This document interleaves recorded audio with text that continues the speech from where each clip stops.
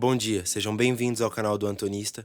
Esse é o meu canal, onde eu trato temas que eu acho relevantes e interessantes a respeito de filosofia, psicologia, religiões. E esse vídeo é a parte 2 de uma série de 2 partes mesmo, a respeito de Terror Management Theory, que é a teoria da gestão do terror, que é uma teoria que tenta trazer uma luz a respeito da formação natural de alguns processos culturais, incluindo a religião, que é o que é mais interessante aqui para esse canal. Se você ainda não viu a primeira parte dessa série, eu acho que você precisa ver para você entender direito o que eu vou falar aqui. Então eu aconselho que você veja antes de ver esse vídeo. De qualquer forma, eu vou dar um breve resumo do que a gente viu na primeira parte e depois nós vamos partir para algumas formas que a gente tem de testar, né, possíveis formas de testar essa teoria e alguns resultados interessantes que a gente conseguiu.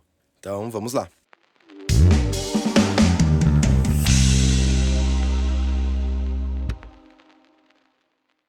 Bom, resumindo a primeira parte, o primeiro vídeo dessa série, certo?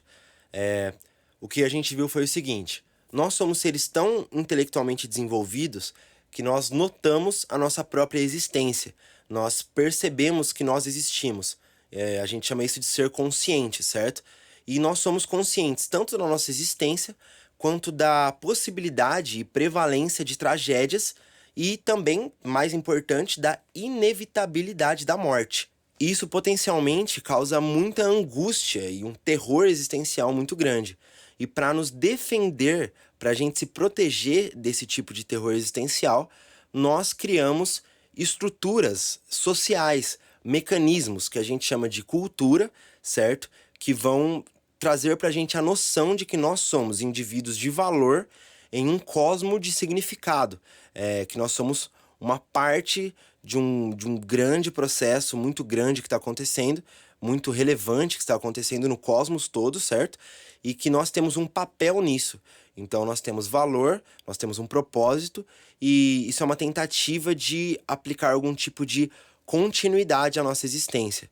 Uma forma de expandir o nosso próprio ser, para que a gente se torne menos irrelevante e frágil. Bom, agora vamos tentar entender um pouco de algumas formas que a gente pode tentar explorar isso na psicologia experimental mesmo. Como que a gente pode testar isso, certo? Cientificamente, que tipo de estudo que a gente pode fazer a respeito disso? Bom, se a hipótese é que os valores culturais, por exemplo, eles servem para proteger a gente do medo da morte, alguns pesquisadores eles teorizaram que se a gente for exposto então à noção da morte e lembrados de nossa própria mortalidade, isso afetaria o nosso comportamento e a nossa tomada de decisões, possivelmente nos revertendo mais para processos sociais e para noções sociais, para estruturas culturais já bem estabelecidas. Então essa é a hipótese do death salience, ou da saliência da morte, ou da salientação da morte. Ou seja, eu vou salientar que você vai morrer, eu vou te lembrar da sua morte, e isso vai fazer você agir de uma forma mais rígida, de acordo com os padrões sociais e culturais, por exemplo. Experimentalmente, como que a gente faz isso? Como que a gente induz o pensamento da morte? Como que a gente vai lembrar alguém da morte? E tem vários paradigmas que a gente usa para fazer isso que são bem estabelecidos. Um dos mais utilizados e mais fáceis de serem utilizados é um questionário que é feito com os participantes dos estudos prévio ao estudo, e nesse questionário tem perguntas a respeito da morte. Perguntas como: o que aconteceria se você morresse fisicamente agora? Ou quanto tempo você acha que você ainda tem de vida? Coisas que vão te lembrar da morte, certo? Ou você pode também, por exemplo, entrevistar ou realizar o estudo, certo?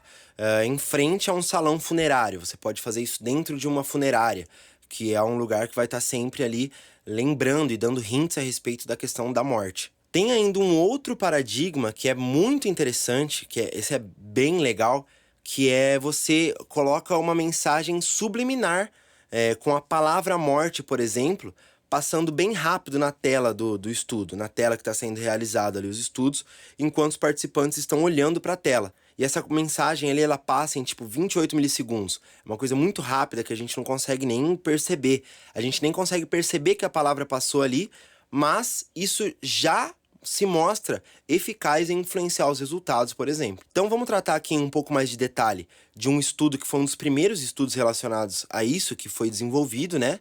E depois nós vamos falar de alguns outros resultados também. Bom, esse primeiro estudo que a gente vai falar, ele foi realizado com juízes em cortes municipais no Arizona. E o juiz, ele tem ali um papel que é muito bem definido, certo? Ele vai julgar de acordo com a lei, ele vai enforçar a lei, ele vai reforçar a lei, aplicar a lei. Então, a teoria é que se eles forem lembrados da própria morte, eles vão ser mais punitivos, mais severos em relação ao tipo de sentença que eles vão aplicar. E esse estudo foi realizado com o crime que era mais prevalente ali no local e na época, que era a solicitação de prostituição. Então, o que os juízes precisariam fazer era aplicar ali uma multa, né, uma bond, para as garotas de programa. Então, um grupo foi lembrado da morte, o outro não foi lembrado da morte. O grupo que não foi lembrado da morte aplicou ali uma sentença média de R$ 50, uma multa de R$ 50. Já o grupo que foi lembrado da própria morte aplicou ali uma sentença de R$ 455. É uma disparidade muito grande. Esse resultado, ele parece corroborar essa noção de que a morte realmente, a lembrança da morte realmente afetaria ali o nosso comportamento, certo? E existe uma míriade de estudos que também suportam essa noção, suportam essa ideia. Vamos discutir alguns resultados aqui que são bem interessantes. Por exemplo, cristãos, ao serem lembrados da própria morte, eles se tornaram mais derrogatórios de judeus. Isso não tem muito a ver com ser cristão, porque os judeus também se tornaram mais hostis a muçulmanos ao serem lembrados da sua própria mortalidade. Alemães preferiram se sentar mais longe de turcos ao serem lembrados da própria mortalidade. Americanos tanto demonstraram mais apoio ao ataque nuclear a países que não são ameaças diretas aos Estados Unidos, quanto se tornaram mais agressivos em relação aos próprios americanos que estão no outro lado do espectro político, americanos que discordavam politicamente deles. Um muito interessante é que iranianos se tornaram mais propensos a apoiar suicidas terroristas, apoiar homens-bombas, e inclusive se mostraram mais dispostos a ser um. E isso demonstra bem aquela questão do tribalismo que a gente falou no primeiro vídeo, porque a ideia é que você, ao ser exposto à sua própria mortalidade, você vai se voltar para aspectos culturais e para essa noção do seu grupo, que é uma forma que a gente tem de garantir a nossa continuidade. Mas isso também se aplica, por exemplo, à nossa relação com a natureza em si. Porque a natureza ela também se decai, ela também é efêmera. Inclusive, isso pode estar associado com a noção de uma supernatureza, de uma sobrenatureza. Uma sobrenatureza que seria mais confiável e perene. Então, pessoas que foram lembrados de sua própria morte aumentaram a sua despreocupação com a natureza. Estiveram mais propensos a negar o lado animal humano, ou negar que os humanos são animais.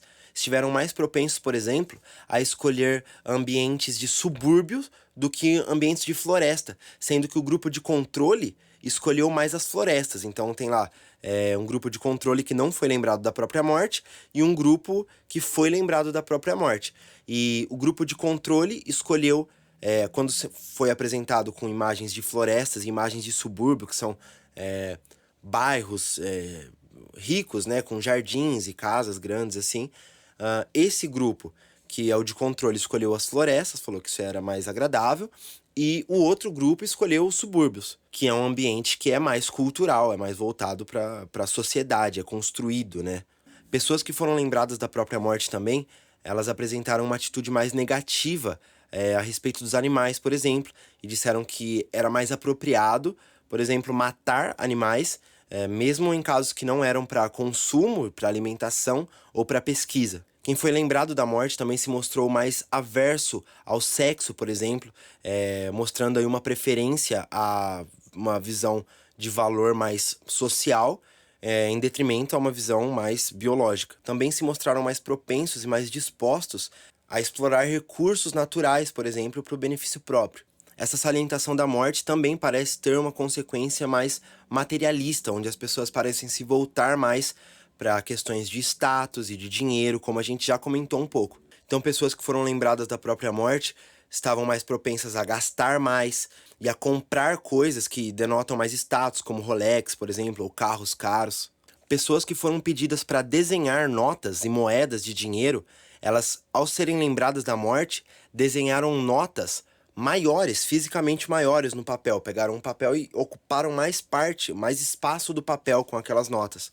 Outro interessante também é que pessoas que foram pedidas para contar dinheiro, e um outro grupo de controle foi pedido para contar papel mesmo, né?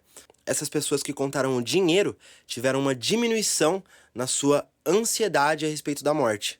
Enfim, a teoria da gestão do terror, ela ainda é controversa, apesar de ser antiga, é uma coisa que ela é complicada de ser testada, mas nós temos muitos estudos que apontam para a validade dessa teoria, e nós temos também alguns estudos que são inconclusivos, estudos que parecem não apontar tão diretamente, mas uma coisa que eu acho que é inegável é que a nossa consciência da morte, ela claramente afeta o nosso comportamento. Por exemplo, tem esse conceito de memento mori. Eu, particularmente, pessoalmente, acho incrível o poder regulatório que isso tem. Quando eu me lembro de que eu vou morrer, isso tem um poder regulatório no meu comportamento. Enfim, essa foi a apresentação da Terror Management Theory. Na descrição eu vou deixar vários estudos, tanto que corroboram quanto alguns que parecem ter resultados inconclusivos. Fiquem à vontade para pesquisar, por conta de vocês mesmo a respeito dessa teoria. Vou deixar também uma relação de alguns autores que influenciaram muito esse tema, como por exemplo Kierkegaard, Ernest Becker, Sheldon Solomon e muitos outros autores que escrevem a respeito disso. Eu te encorajo a deixar um like aí se você gostou do vídeo. Se você não gostou do vídeo, deixa um comentário falando o porquê, certo? Por hoje eu fico por aqui e espero que nós nos encontremos novamente.